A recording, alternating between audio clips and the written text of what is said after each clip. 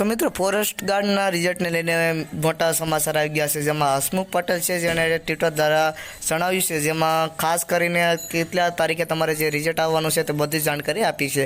તો તેમાં છે પ્રિય વિદ્યાર્થી મિત્રો ઉમેદવારો, તમારે ફોરેસ્ટની પરીક્ષાની તમારે છે એ કહે છે તમારે તે 7 જૂન 2024ના રોજ પ્રસિદ્ધ થશે. તારીખ 14 જૂન 2024ના રોજ તમારે નોર્મેશન સાથે પરિણામ પ્રસિદ્ધ કરવામાં આવશે. તો હસમુખ પટેલે ટ્વિટરમાં કહ્યું છે કે તમારે 14 તારીખ છે, તમારે 14 જૂન તે તારીખે તમારે જે નોર્મલ સાથે માર્ક સાથે તમારે જે છે તે રિઝલ્ટ આવવાની શક્યતા રહેશે.